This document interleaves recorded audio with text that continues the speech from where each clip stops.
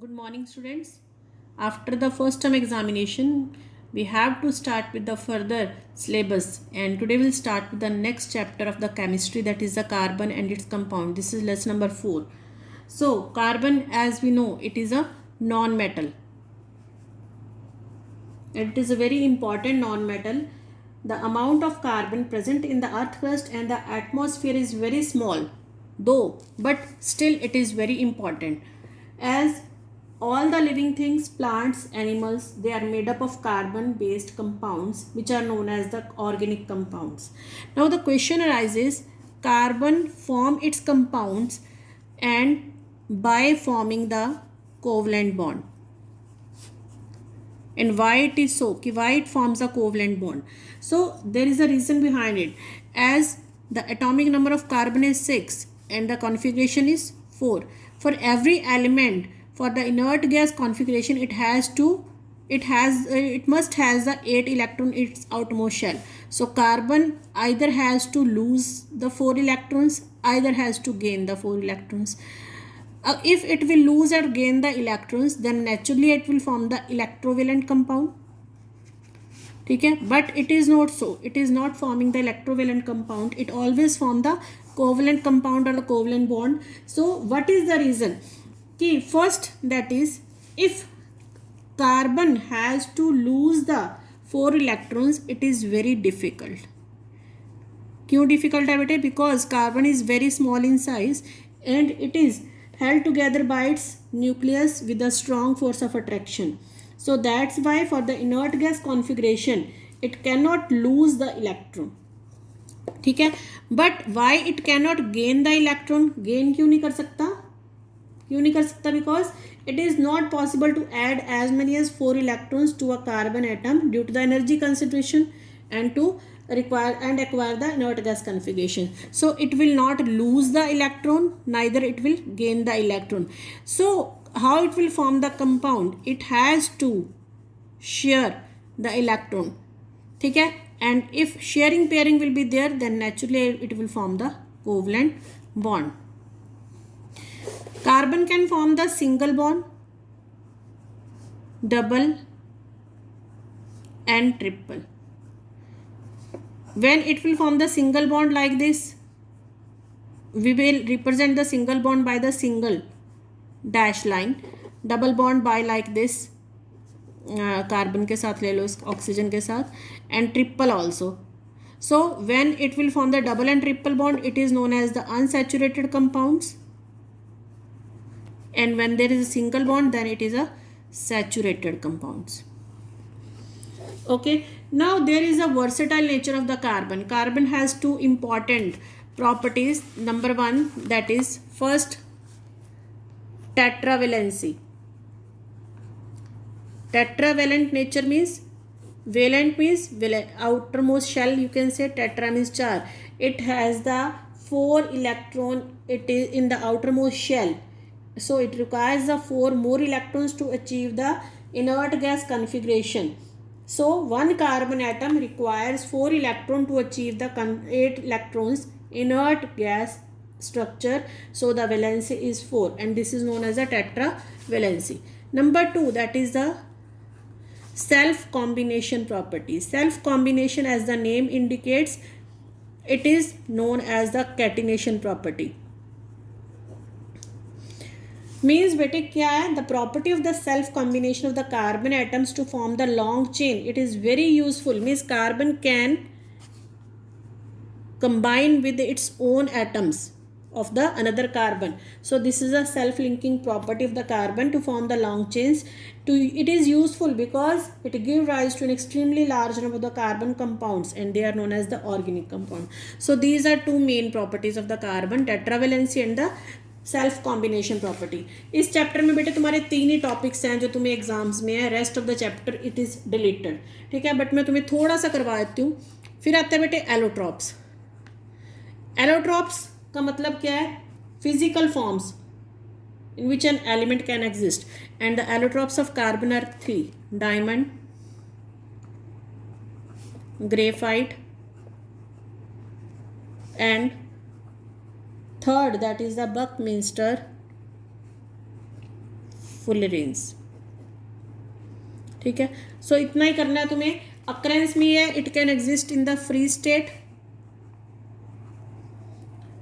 It can exist in the nature in the two forms, diamond the graphite that is in the free state and also in the combined form। combined state में भी ये होता है बेटे, जैसे in the form of the carbon dioxide, carbohydrates like this, so this is a combined state। so अब इसके बाद तुम्हारा सिर्फ एक टॉपिक आता है, that is last for of this chapter, homologous series।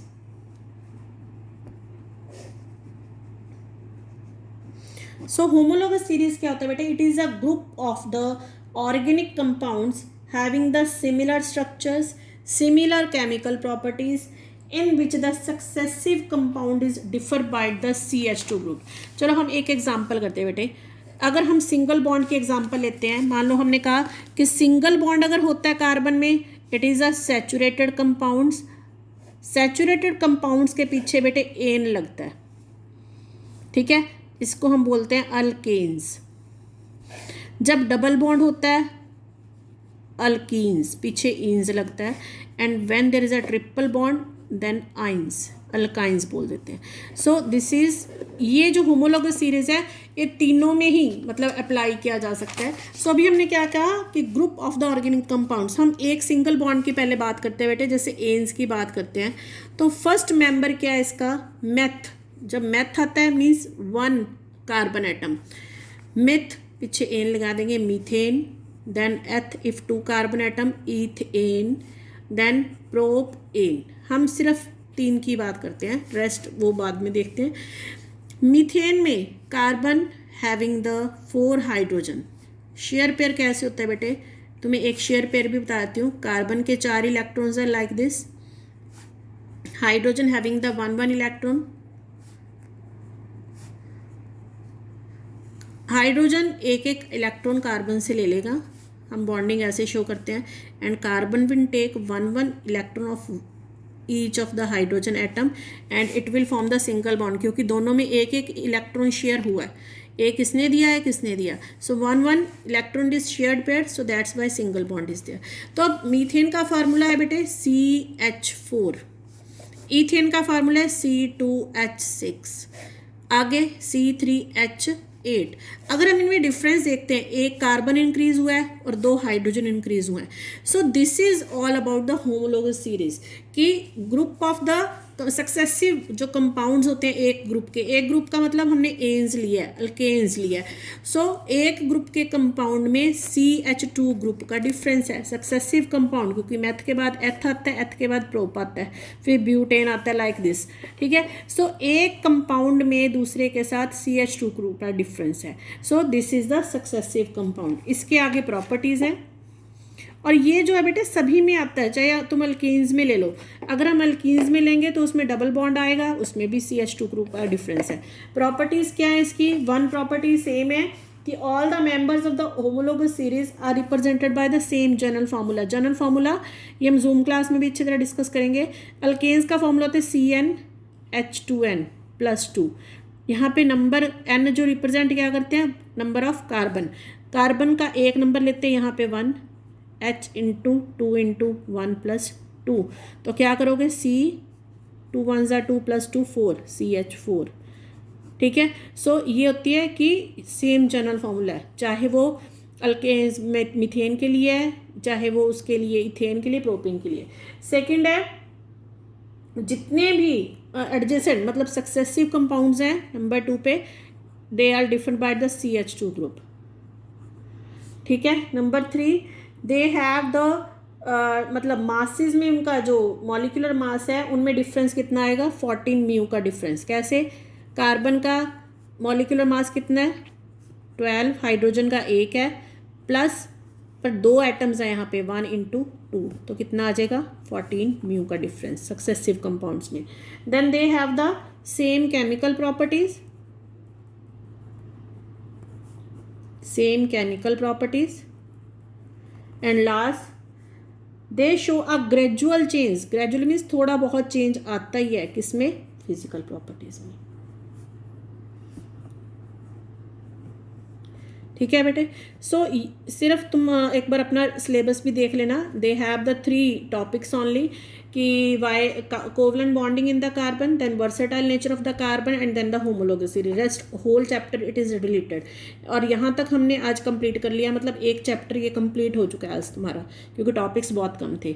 So I think you must revise this. ठीक है, जूम क्लास में थोड़ा मैं और एक्स्ट्रा बताने की कोशिश करूँगी जो तुम्हें मतलब तुम्हारे लिए यूज़फुल हो सकता है। तो तब तक के लिए रिवाइज करो। Stay safe at home. Thank you बेटा।